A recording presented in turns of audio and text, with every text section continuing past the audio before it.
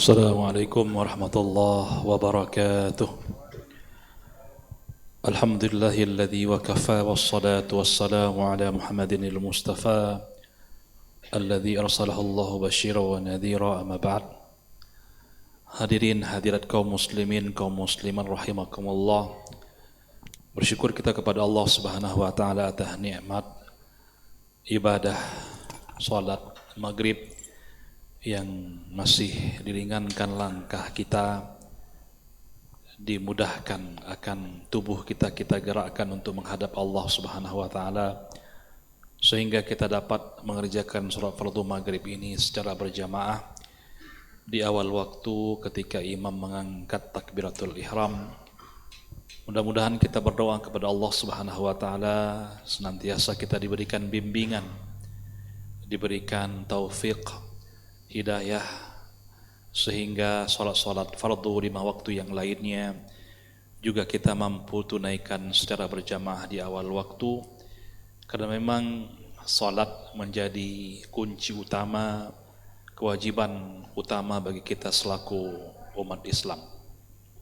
Juga nikmat-nikmat yang lain yang senantiasa Allah berikan kepada kita, seperti nikmat panjang umur, mudah rezeki, mudah urusan, dan nikmat-nikmat yang lain yang tidak terhingga yang masih dianugerahkan kepada kita. Tidak lupa juga kita menyampaikan salat beriringkan salam kepada Rasul junjungan alam Nabi besar Muhammad sallallahu alaihi wasallam, syafaatnya amat kita harapkan di hari kemudian kelak. Hadirin hadirin rahimakumullah, Rasulullah sallallahu alaihi wasallam bersabda dalam hadis, la tazalu qadam abdin yaumal qiyamati hatta tus'al an arba'. Tidak bisa bergerak kaki seorang hamba nanti di hari kiamat sehingga Allah itu bertanya kepadanya 4 perkara atau 4 hal. Jadi pada hari kiamat, pada hari nanti kita dibangkitkan oleh Allah dari alam kubur kita, dan nanti ada yaumul hasyar ketika kita itu dikumpulkan oleh Allah Subhanahu wa taala di padang mahsyar, maka semua akan terdiam, membisu. Ada 4 pertanyaan yang nanti semua kita akan ditanya oleh Allah. Daripada 4 pertanyaan tersebut tidak ada yang terkecuali berdasarkan hadis tersebut. Yang pertama adalah an umrihi fima afnah, tentang umurnya, kemana dia habiskan. Allah nanti di hari kiamat akan bertanya tentang umur kita, hadir rahimakumullah. Semenjak kita baligh hingga kita wafat, itu kemana saja umur itu kita bawa, kemana saja umur itu kita lakukan, apakah untuk kebaikan amal-amal saleh atau umur itu kita habiskan untuk bermain-main, untuk kita bermaksiat kepada Allah Subhanahu wa taala. Setiap detik, setiap menit, setiap jam, setiap hari, setiap bulan, setiap tahun, ini terus ya, dalam hari-hari sebanyak lebih kurang 365 hari dalam setahun itu, ini semuanya akan Allah tanyakan kepada kita.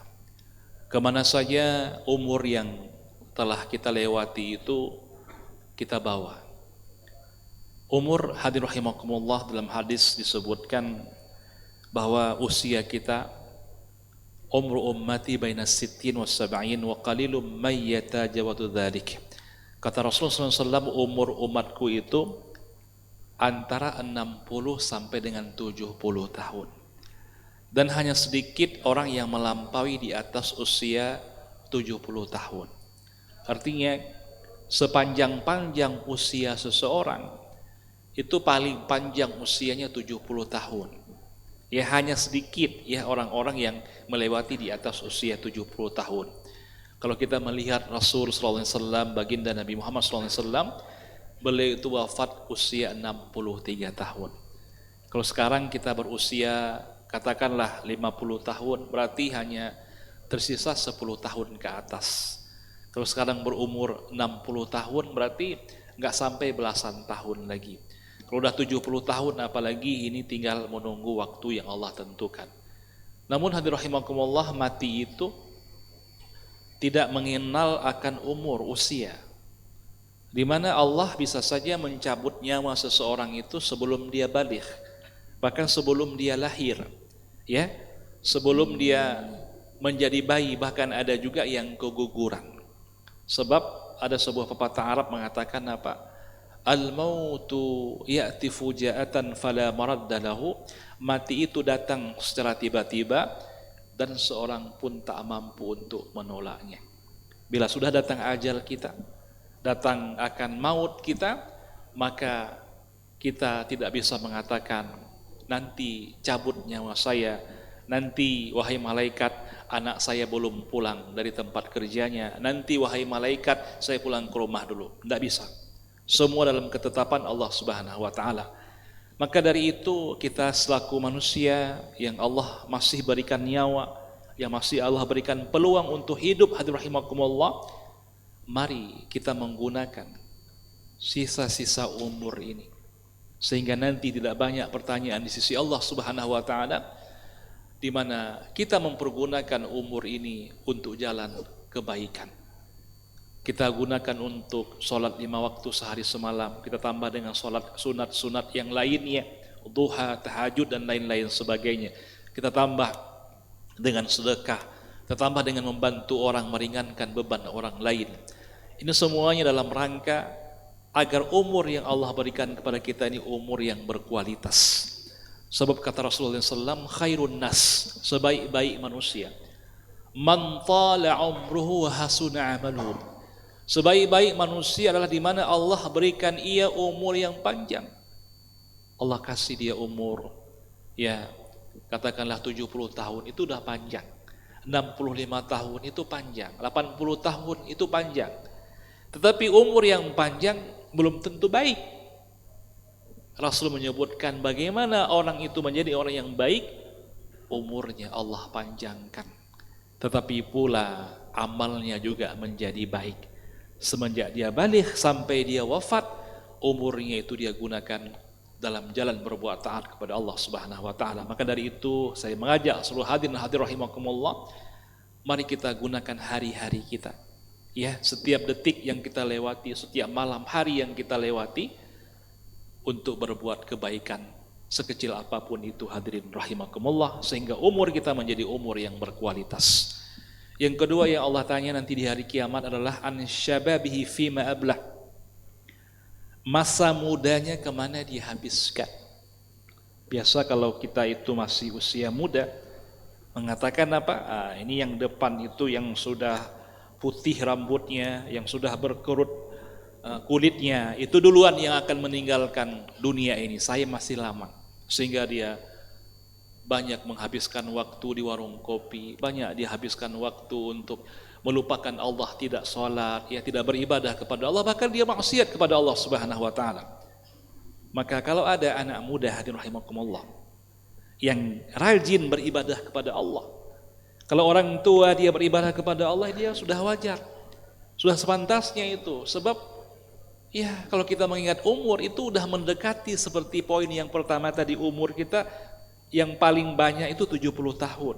Kalau udah umur 60, kita juga masih bermaksiat, masih juga berbuat dosa kepada Allah, dalam artian kita melalaikan perintah Allah Subhanahu wa taala. Berarti kita enggak tahu kemana diri ini akan dibawa, hadirin rahimakumullah. Maka kalau ada anak muda itu beribadah kepada Allah, disebut dalam sebuah hadis yang lain ada 7 golongan yang nanti Allah akan berikan naungan kepada mereka. Salah satu di antara adalah syabun nasya'a fi ibadatillah. Ada yang pemuda di mana usianya muda tetapi dia rajin beribadah kepada Allah Subhanahu wa taala. Dia masih muda tapi pikirannya kepada alam akhirat. Ada juga orang tua keladi, makin tua makin menjadi. Udah tua enggak tahu diri. Nah, seperti itu kata orang. Sehingga usianya yang tua tersebut dia seperti pikiran anak muda, sehingga dia lalai daripada mengingat Allah Subhanahu wa taala. Untuk itu mari kita gunakan masa muda kita bagi yang muda-muda. Nah, yang sudah tua jangan lagi nanti merasa muda seperti itu, hadirin rahimakumullah.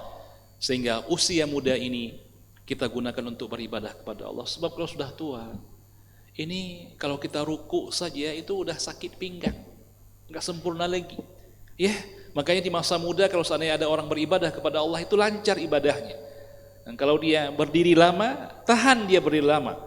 Kalau udah tua, ini perlu tongkat ya dan lain-lain sebagainya. Hadirin rahimakumullah. Maka mari kita gunakan masa muda kita ini untuk senantiasa beribadah kepada Allah dan tinggalkan maksiat. Yang ketiga Allah akan tanya itu, hadirin rahimakumullah, an ilmihi madza amila bihi, ilmunya apa yang dia amalkan. Nah, sekarang saya ceramah atau ada ustadz lain yang ceramah. Banyak sudah kita kumpulkan ilmu-ilmu dari guru-guru kita, dari ulama-ulama kita. Adakah kita amalkan ilmu itu? Yang dituntut bukan banyak ilmu, tetapi yang dituntut adalah banyak amal. Maka al-ilmu bila amalin kasyajarin bila samarin, kata pepatah Arab itu, ilmu tanpa diamalkan bagaikan pohon kayu yang tidak ada buahnya. Nah, kalau ada pohon kayu besar pohonnya tapi nggak ada buahnya, nggak ada buah-buahannya. Begitu juga orang yang banyak ilmunya tapi ilmu itu tidak diamalkan, maka ilmu itu tidak bermanfaat bagi dirinya. Yang keempat, yang terakhir, apa yang Allah tanya hadirin rahimakumullah di hari kiamat nanti? An malihi min aina iktasabahu wa ila aina anfaqahu. Hartanya, dari mana dia dapatkan dan kemana dia bawa.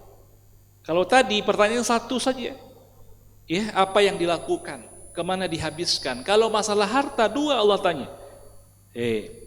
Harta kamu itu sumbernya dari mana? Apakah yang halal atau yang haram? Sumbernya dari judi, korupsi, atau daripada mencari rezeki yang halal. Kamu mengajar, ya, kamu itu jadi bekerja di ladang, di sawah, kamu itu tarik ojek dan lain-lain sebagainya, itu halal. Hadirin rahimakumullah. Kalau yang haram, nah tentu berdosa kita. Dan juga kemana harta itu kita gunakan? Ada juga orang itu pagi dia sampai sore mencari rezeki yang halal. Dia kasih uang itu untuk berbuat maksiat kepada Allah. Dia kasih untuk main judi, untuk pasang tarif dan lain-lain sebagainya. Untuk main judi itu dia taruh uang, padahal dia telah capek mencari rezeki. Untuk itu mari kita, supaya nanti nggak banyak pertanyaan di hari kiamat, lolos kita daripada Allah, pertanyaan-pertanyaan tersebut, cari rezeki yang halal, kemudian gunakan rezeki itu ke jalan yang halal pula untuk kita memberikan nafkah kepada keluarga kita. Ini saja yang dapat kami sampaikan, mudah-mudahan sedikit ini bermanfaat. Hadirin rahimakumullah, mudah-mudahan nanti di hari kiamat kita lolos dari 4 ujian yang bakal Allah tanyakan kepada kita bersama. Subhanakallah bihamdika asyhadu an la ilaha illa anta astaghfiruka wa atubu ilaik. Assalamualaikum warahmatullahi wabarakatuh.